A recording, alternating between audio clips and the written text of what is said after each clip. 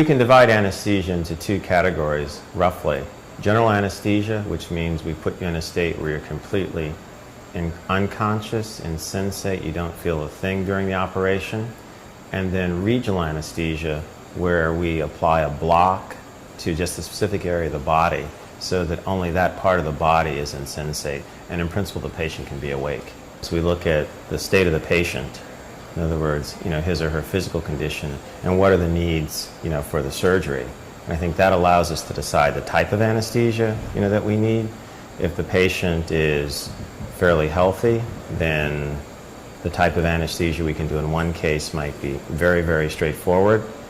As the patient gets sicker, even though the surgery itself may be quite simple, we may need to do a lot more monitoring to track the heart more carefully or follow breathing more carefully, in which case we would have an entirely different plan. So it starts with assessment of the patient and what he or she needs for the surgery.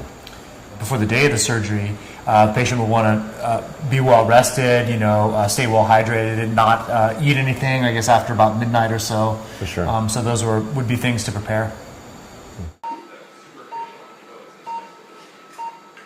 Interestingly enough, it hasn't changed that much since 1846.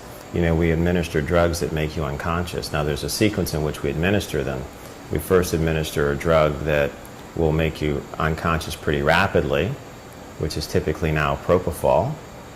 And then we pick a series of drugs to maintain you in that state of unconsciousness. It might be propofol, it might then be a drug like sevoflurane or isoflurane or desflurane. They're ethers. We still use ethers. In addition, we'll give you medications for pain. We'll give you medications to help prevent nausea and vomiting. And then one thing in particular that we do to facilitate the surgery is we'll administer medications which relax the muscles so that it makes it easier for the surgeon, to operate. And then the other medications that we may give reflect the needs of the patient during the surgery. So, for example, if the blood pressure is going down, we may give medications to raise it. If it's going too high, we may give medications, to lower it. The brain is this system, it has different components that are interacting, and that anesthetic drugs are acting on that system to sort of disrupt processing in the brain in very specific ways. You can think of it maybe in musical terms where, if you imagine, a musical scale or a keyboard, you have all these notes, say all 88 notes normally, right? You can communicate across all frequencies.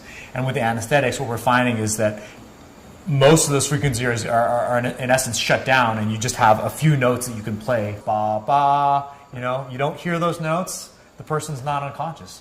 And then interestingly, the notes vary as a function of the drugs you're given. When the brain is normally working, you see oscillations.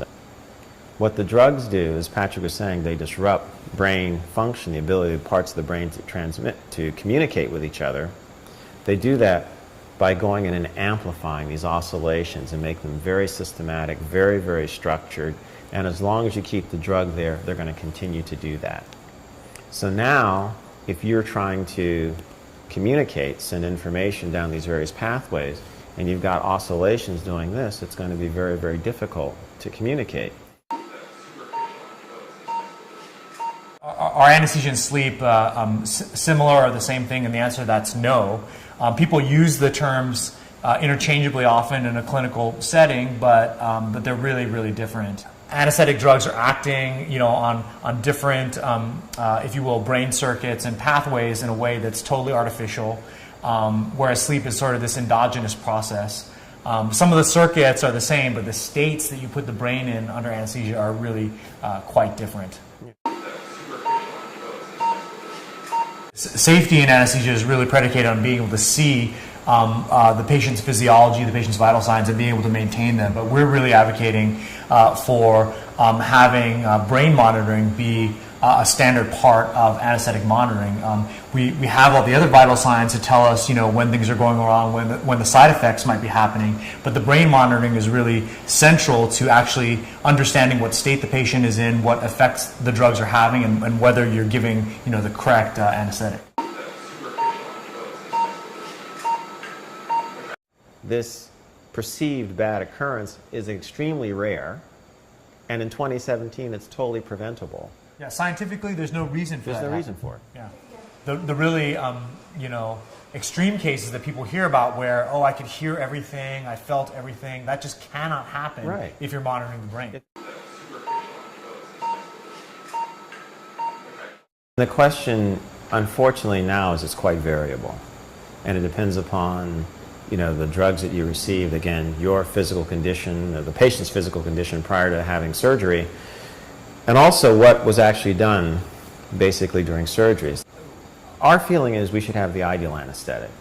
If I'm talking to the patient before the surgery begins, and the patient is perfectly lucid, you know, and we're able to have a very clear conversation, where we want to get to is eventually, as soon as the anesthesia is turned off, the surgery's over, the anesthesia is turned off, we want to have the patient return as quickly as possible within a few minutes and be able to have that same type of lucid interaction. Anesthesia hasn't been conceptualized this way. It's been thought about as kind of a black box, something that is just done, it happens to work, and you take what you get. But no, it shouldn't be that way. We should control it so that, you know, patients have the best possible care. I'm excited about the possibility of our work changing the practice of anesthesiology monitoring, thinking in a more judicious fashion about combinations of drugs, waking people up. You know, we can definitely do the monitoring, we can definitely do the multimodal anesthesia. And then asking the next question, which is, what should anesthesia be? How should you build it from first principles? Patients will only benefit from that. I like to think of anesthesia as the order zero problem. Turn the brain off, turn the brain back on. When you're trying to treat someone with a psychiatric disorder, let's say they're depressed, you want to turn it on and help them become happy, right? Or imagine someone who's having difficulty sleeping. You want to turn it off in a way such that they are in a restful state which allows them to recover. So, but if you view these other problems as on the anesthesia continuum, then somewhere on that continuum perhaps we can find answers to these other problems as well. And I think that's one of the major insights that comes out of our research, which I would argue was not obvious before we began doing what we're doing.